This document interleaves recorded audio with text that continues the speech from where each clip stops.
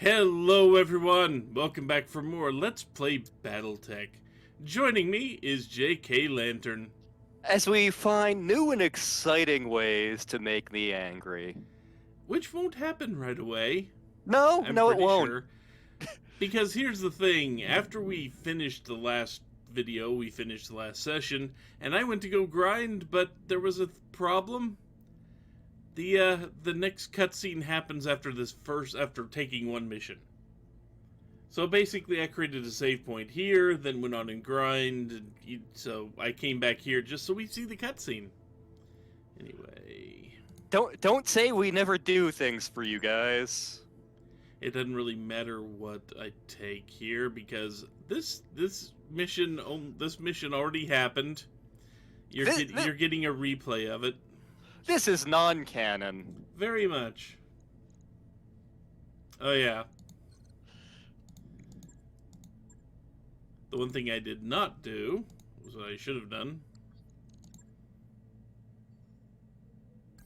That work order you submitted is There we go. complete. Oh, and I want to amend a previous rant. So you heard me complain about the quality of Yang's arm. The thing is, like, I've been rereading a bunch of the novels lately and a bunch of the technical readouts, and more characters show up with fake limbs. So, I'm going to say that Justin Allard's really kick-ass fake arm is kind of a case of early installment weirdness, and they're much more common than I would have led you guys to believe. So, rant amended.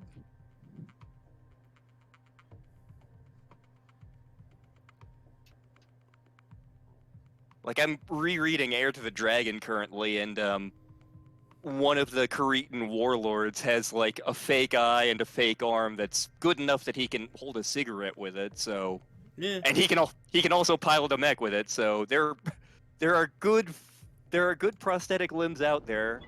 Justin Allard's is just a weird case.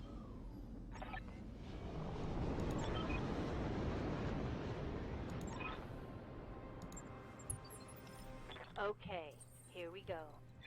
So yeah, there's not much to say about this mission we are taking on, just because, simply put, oh, there is a 70-tonner already. This is a 2-skull mission. What is a 70-ton mech doing in a 2-skull mission? Uh-huh. Move order received. JKLantern in the USS Strongbad. Enemy detected. A 70 and a 50. Goody. Okay. Fun. I mean, considering what we're walking around in, I'm not worried, but it's like, really? This is a 2-skull. Why are we, It's just an archer. Okay, the Steiner Archer. Yeah, the more laser-wielding one than the missile boat. Yeah, I mean, it has a couple of SRMs in as well. The Wolf's Dragoons version is actually similar, but it keeps the full-sized LRM-20s, adds an SRM-4 or 2, but takes off like 3 tons of armor and 2 medium lasers. Another hit like that and you're toast.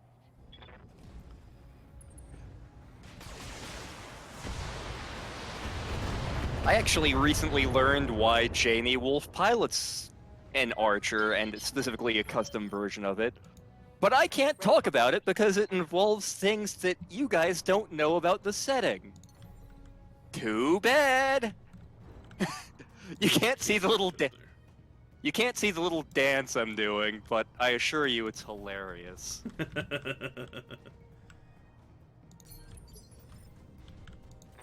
The Wolf's Dragoons are an entire thing.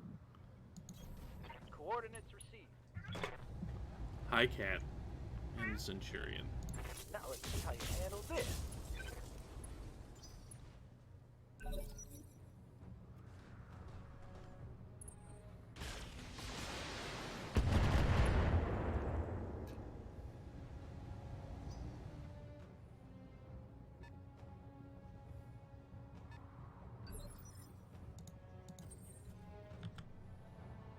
Yeah, Well, I don't really have an easy... There we go. That's about the easiest way I can get to cover.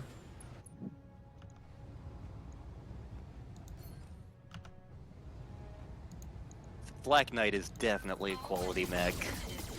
Yep. Ooh. Especially when it can actually group up all the laser shots on one piece of the armor 2 turns in a row. Yeah. I hear ya. Don't need to Yeah, tell like- me twice. Like, as much as medium lasers aren't exactly flashy compared to something like an AC-20, you can mount a crap load of them, and they add up really quickly. Yes, yes they do.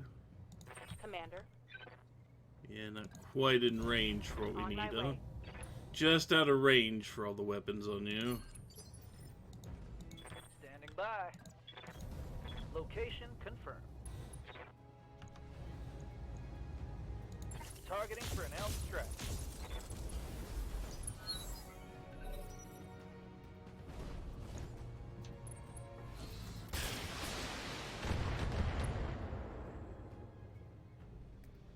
Damage minimal. I'm gonna be so sick of Centurions by the end of this game. Luckily, they start to go away. Okay. Those take its place. Okay, the Cretan Wolverine. As I recall, it takes off the jump jets and it takes off the autocannon and adds a whole bunch of lasers. The 6M and 6K do similar things where they turn them into flash bulbs. The 6M for a while was considered like one of the signature medium mechs of the Free Worlds League. Although you could argue that the Trench Bucket is, because it's produced at like every major mech factory in the Free Worlds League. I know that Kaliyama produces it, Corian produces it, and eventually Irian Mechworks also produces it. So it's like, oh, everybody has the Trench Bucket. So notice we've got 2 variants of Wolverine here. Oh, okay, the stock one and the Cretan one. Here we go.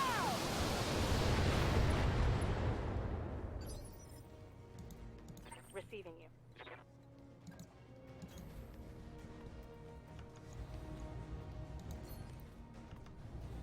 We're about to have one variant of the Wolverine. Confirmed.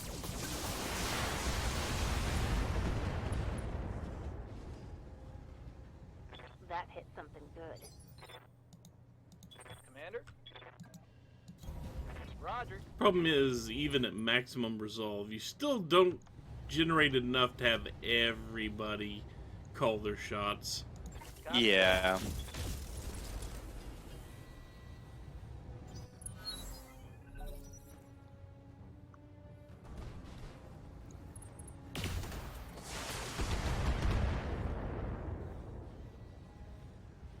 Damage minimal. May actually breach my armor pretty soon. What can I do for you?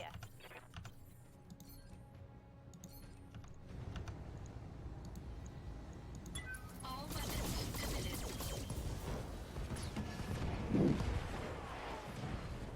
Enemy mech destroyed. I wonder if the Wolverine shows up in a specific DLC section. Waiting on you, Because if it Commander. does, that's going to be really, really funny for reasons that you do not understand yet.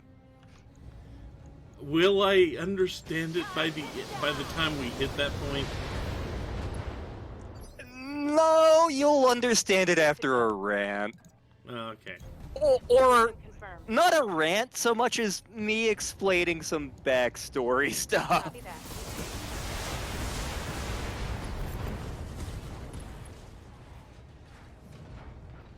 Might be some good salvage there. Mission successful.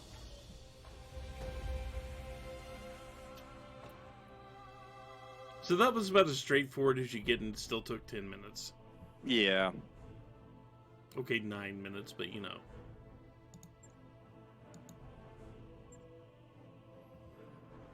And it doesn't really matter what I take. Because this mission is non-canon. This mission is non-canon. Much like many of the things that actually show up in this game. That is true. Oh man, you should see some of the wacky tabletop stuff that is technically canon. Technically. Hmm. The Transformers show up, as does Star Wars. Technically canon. And thus, Technically. cutscene. So what happened is our new codebreaker just finished getting through the encryption, so we can actually go ahead and open it. Because if you remember, there was an encrypted part on the hard drive in the Argo. So it doesn't really matter what we say here because I've already said it in the other timeline. Time to be the jackass. And I just think we'd sit on it a while, really savor the mystery.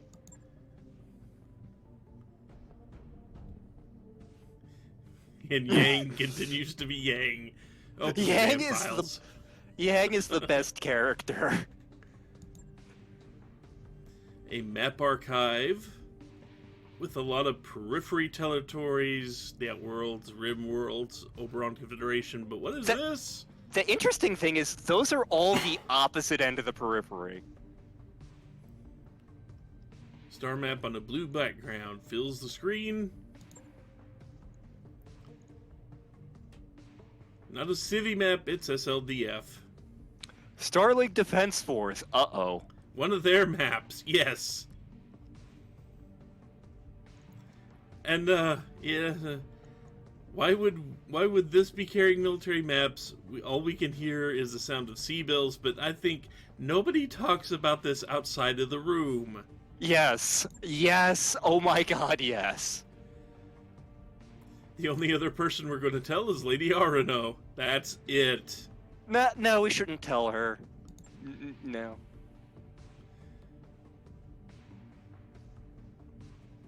Bad things happen to people who mess around with lost tech. That is true. Operation Holy Shroud happens to them. And now an SLDF outpost castle called Nautilus. On a planet called Artru, deep inside Directorate space, right on the edge of the Tarian border. On the map, no-fly zone marked strictly off-limits to civvy craft. Okay, so a Castle Brian. And Taurian border tracks, because Taurus was one of the more restive areas in the periphery. Like, of all the regions in the periphery, that was the one that was the angriest about being under the SLDF yoke. And, in fact, shit starts to go wrong when they start staging a rebellion. It's not their fault that shit went wrong. Stefan Amaris actually used that as his golden opportunity. So, and we are in that area of space. Yep. That is the area of space we have been tooling around in. Although this guy grew up there and says nothing ever was found like that, but... Yeah, the Starlink was amazing at stashing their Castle Bryans under, like, mountains or lakes or things like that. And maybe even a memory core is What- could be hidden there. What do you think this is? The planet Helm?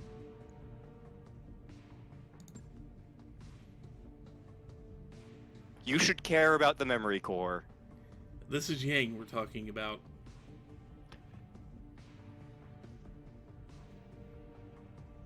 Who only really cares about the fact that there are the rarest, most expensive mechs imaginable and weapons like the Gauss rifle and pulse lasers.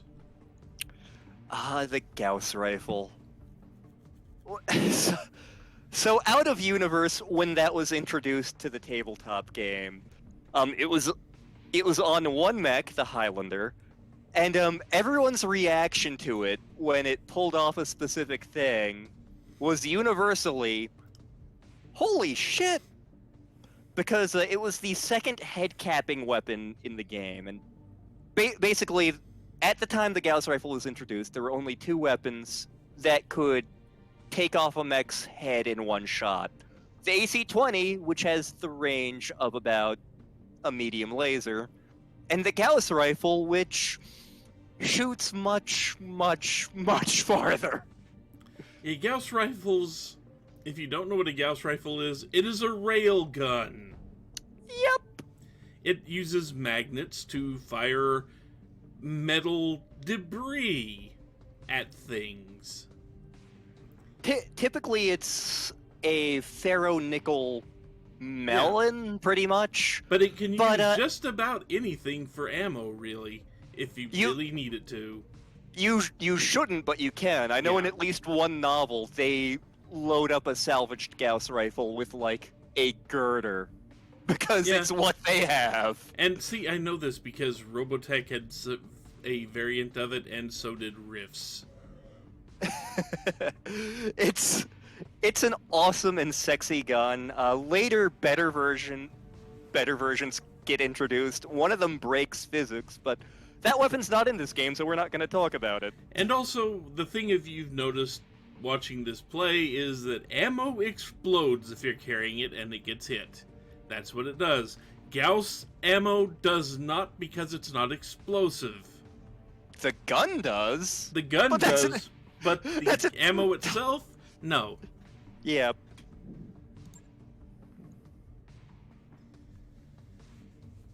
If an intact Star League era memory core is waiting for us in our true, this could change everything. We can punch through the defenses in spite of the expected strength. With Arsenal at our disposal, there'd be nothing we can't do. So, if you've got an entire army, send someone else. It's like, actually, what I went with is we're in, but you know what? Meyer's right. Great houses would kill every single one of us 3 times over for this information. Yeah, that is accurate. Like a good chunk of the early Succession Wars was the Inner Sphere destroying their enemy's ability to make this shit. So they want to be able to make this shit. They don't remember how, and every time a promising scientist comes up, they have a mysterious accident, which Comstar clearly has nothing to do with. Yeah. But, so they definitely want this stuff because it's better than anything they have. Yeah, if our friends and neighbors don't kill us to take it, someone will push the wrong button and blow us all up. Because we don't know how this works. We could end up in the Nebula, California, and meet up with the Transformers and Star Wars. You can check out anytime you like, but you can never leave.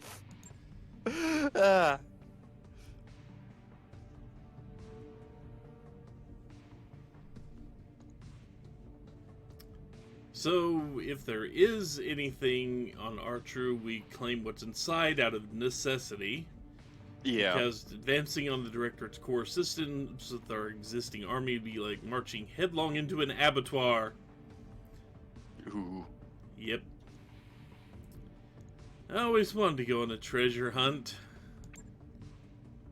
Yeah, at this point in the setting's history, like Star League Lost Tech prospectors was a common thing. They didn't often find things, and I know there were plenty of game masters out there who took sadistic joy in, you found this Star League Defense Force cache. Inside, you found a whole ton of military-grade toilet paper, all of the office supplies, a case of the best MREs you've ever found. And one pistol. So basically, when this happened, That mech you wanted is back online. now it's going to make me go through this to shelve the thing. But after I saw that, I went and ground up quite a bit more of everything I could. But, considering that took 20 minutes, I'm going to call it a video, and when we come back, we will be set up for actually taking on the next priority mission. Because it did actually take 3 missions before they contacted me again and said, hey, we're ready for you. And then I did like 30 more after that, so, you know. Anyway. Let's do the time warp again. Yep, we will be going back to the future. Woo! No DeLoreans involved. Yeah. Welp. So anyway, Until then, take care, everyone. Bye-bye.